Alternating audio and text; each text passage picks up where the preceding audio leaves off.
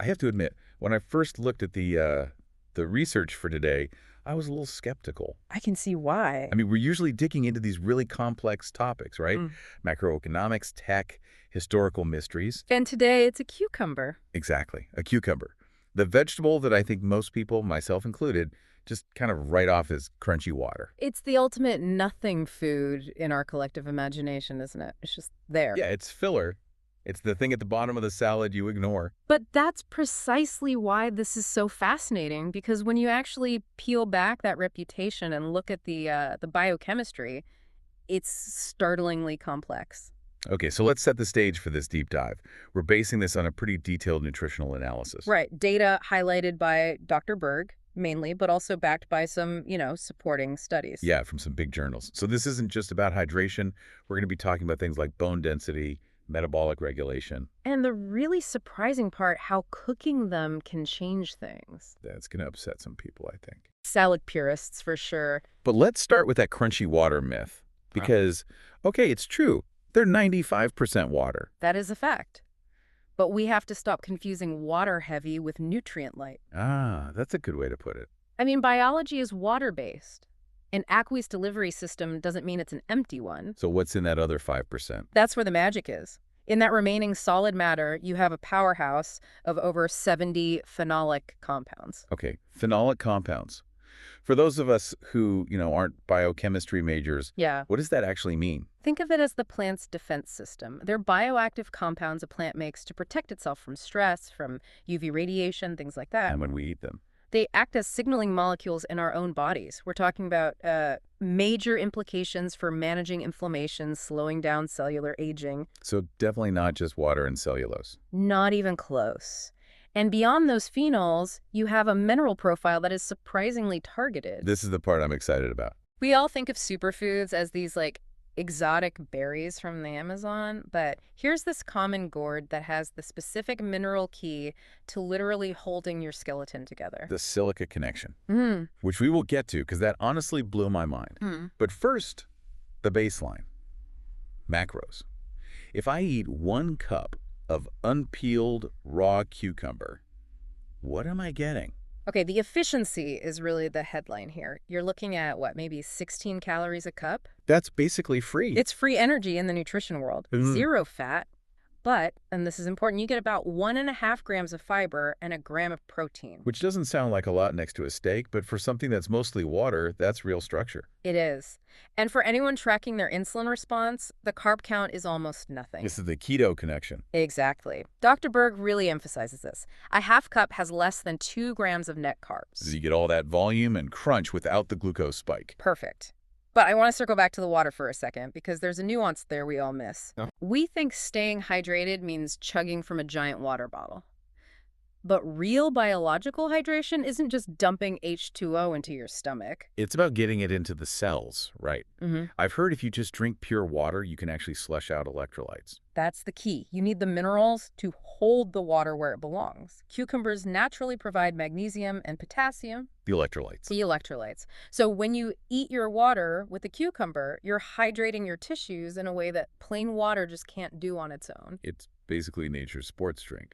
But without all the sugar and weird dyes, and that connects directly to weight management. Because of that feeling of fullness. It's a mechanism of satiety.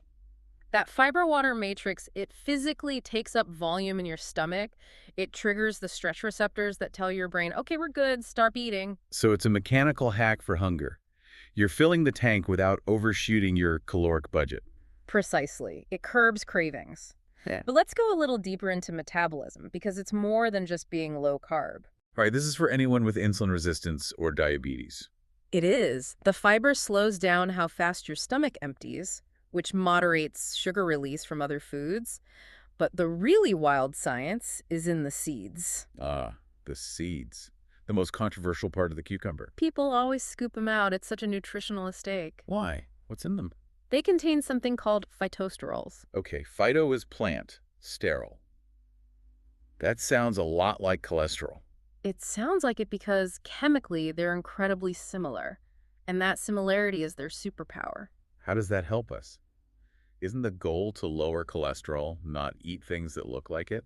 It works through competition. Because they look so similar, these phytosterols compete with animal cholesterol for the same absorption sites in your gut. Oh, interesting. So it's like a game of musical chairs. Perfect analogy. If the phytosterol gets the seat, the actual cholesterol just passes right on through. So by eating the seeds, you're actually blocking some cholesterol absorption. In simple terms, yes. The research shows this directly supports healthier blood lipid levels. It can help lower the risk of, stroke, heart disease. So the takeaway is, do not scoop the seeds. Please don't scoop the seeds. And while we're on the cardiovascular system, we have to talk blood pressure. The potassium again? Yes. Potassium is a vasodilator. It helps relax the tension in your blood vessel walls. Which is the opposite of what sodium does. Exactly. Most of our diets are crazy high in sodium and dangerously low in potassium. That imbalance is a primary driver of high blood pressure. Cucumbers are a great potassium delivery system. So you've got the seeds handling the lipids and the flesh providing the potassium to manage the pressure. It's a dual-pronged approach, Yeah. and the root cause of so many of these issues, really, is inflammation. The fire burning down the house. That's the one. And this brings us back to those phenolic compounds we mentioned at the start. Right, so what specifically in a cucumber is putting out that fire? You're looking at 3 heavy hitters. Yep. Cucurbitacins, lignans, and flavonoids. Cucurbitacins.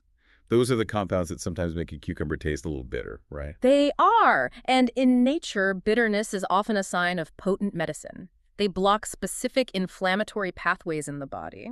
And what about the lignans? Lignans are interesting because they interact with your gut microbiome. Your gut bacteria convert them into something else, enter lignans, which then have these anti-inflammatory effects all through your body. So it's not just the cucumber. It's the cucumber feeding your microbiome, which then does the work. It's a symbiotic benefit, yes. Yeah. And this can help with conditions like arthritis, eczema, asthma, even IBD. You mentioned eczema, and that makes me think of the classic spa treatment. Cucumber slices on the eyes. The trope. Is that just a movie thing, or is there actual science to it? It's absolutely valid. It works in 2 ways. First, the cool temperature and high water content physically shrink the blood vessels, which reduces puffiness. The physical effect. But chemically, the flavonoids and vitamin C in the cucumber can penetrate the skin and quench free radicals. Okay, free radicals. We hear antioxidant all the time, but let's quickly define the mechanism. A free radical is an unstable molecule. It's missing an electron. So it's rampaging through your cells trying to steal one, causing damage. Oxidative stress. Exactly. An antioxidant is a generous molecule. It has an electron to spare. It donates one to the free radical and neutralizes it before it can damage your DNA or your collagen. So the cucumber on the eye is literally donating electrons to stop cell damage. In a way, yes. And that protection of collagen brings us to the most surprising part of this whole deep dive. The bone connection. The bone connection. This is the part I had to read twice. I mean, you drink milk for bones, you take vitamin D, you don't eat a watery vegetable for your skeleton. I know, but bones aren't just chalk. They're a living matrix. Think of it like reinforced concrete. The calcium is the cement, but you need steel rebar running through it to give it strength. And the collagen is the rebar. Correct. Collagen provides the flexible structure. And the mineral that stimulates collagen production is silica. Silica, which I normally associate with those little do not eat packets in new shoes. A different form, thankfully. We're talking about a bioavailable form found in plants. And cucumbers are one of the best dietary sources. So without silica, my bone matrix is weak, even if I have enough calcium. It could be compromised, yes. The research shows a strong link between dietary silicon and bone mineral density. You're building the infrastructure of the bone. That's a huge paradigm shift. And the cucumber brings a partner to the job. Vitamin K. I know vitamin K is for blood clotting, but what's its role in bones? It's vital. Vitamin K activates a protein that acts like a traffic cop for calcium. It directs calcium into your bones and, just as importantly, keeps it out of your arteries and soft tissues. Wow. So the cucumber gives you the silica to build the collagen net and the vitamin K to make sure the calcium ends up in that net. It is a complete structural support kit in one vegetable. And that vitamin K also has benefits for the brain. Right. Better blood flow to the brain. Better blood flow. But there's a neurotransmitter angle here too, the magnesium we mentioned. It's often called the relaxation mineral. It helps regulate the body's stress response system. So the old saying, cool as a cucumber. There's a neurochemical reason for that. There actually is. Having enough magnesium and potassium is critical for your nervous system to switch from fight or flight mode to rest and digest mode. It's just incredible how connected all these systems are. Hmm. But let's get practical. I have to ask the question on everyone's mind. I know where you're going with this. Pickles, do they count? The pickle dilemma. The answer is a very frustrating. It depends. On what? If you're buying the standard, shelf-stable, neon green pickles from the supermarket, then largely no. Because they've been pasteurized and boiled in vinegar. Exactly. The heat kills the good stuff. The vinegar is just acid. There's often sugar, dyes. It's a condiment. However, if you buy fermented pickles. The ones in the refrigerated section. Yes, the ones made with a salt brine and thyme, that's a completely different story. Lactofermentation. Right. That process creates a probiotic bomb. So you're getting the silica and the fiber from the cucumber, plus a huge dose of beneficial bacteria for your gut. Fermented is a superfood. Vinegar boiled is not. A very crucial distinction. Okay, what are the skin? People peel cucumbers all the time. And they're throwing away the best part. The skin is where the highest concentration of silica, vitamin K, and fiber is. But what about the wax? And pesticides? That is a very real concern. Cucumbers are regularly on the dirty dozen list for pesticide residue. Oh, what's the protocol here? Ideally, you buy organic. That avoids most pesticides and synthetic waxes. If you can't, you have a trade-off. You can scrub them extremely well with a brush, maybe a little vinegar wash. Or you peel it. Or you peel it. You lose a lot of the nutrients, but you also avoid the chemicals. It's a personal choice. Okay. And now, the moment we teased in the intro, cooking.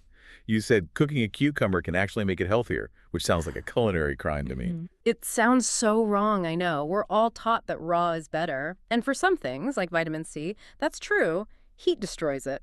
Okay. But the cell walls of a cucumber are tough. They lock away some of those powerful phenolic compounds we were talking about. So when it's raw, our digestion can't fully access them. We miss some of them, yes. But research shows that lightly steaming or flash heating cucumbers breaks down those cell walls just enough to release more of the polyphenols. So they become more bioavailable. Exactly. You absorb more of the anti-inflammatory good stuff. But there has to be a fine line. We're not making cucumber soup here. Oh, no, don't boil it to death. You'll just leach all the vitamins into the water. We're talking a light steam or a quick stir-fry. Think Asian cuisine, where they're often stir-fried with garlic and sesame oil. That actually sounds really good. It is. It becomes tender crisp, not mushy. Yeah. You sacrifice a little bit of vitamin C to unlock a whole lot more antioxidant power. So it's about diversifying. Eat them raw sometimes and throw them in a stir-fry other times. Don't see it as just one thing. It's a versatile ingredient.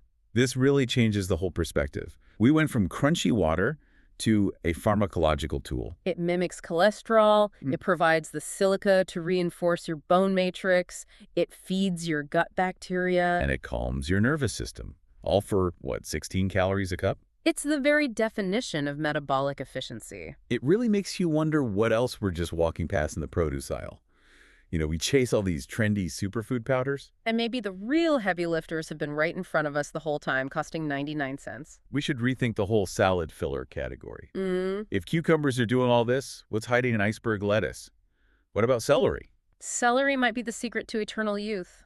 We'll have to check the journals. We will. For everyone listening, next time you see a cucumber, maybe show it a little more respect. Keep the skin on. Maybe try a stir-fry. And remember, you're building your bones with every bite. Thanks for diving in with us. Stay curious, everyone.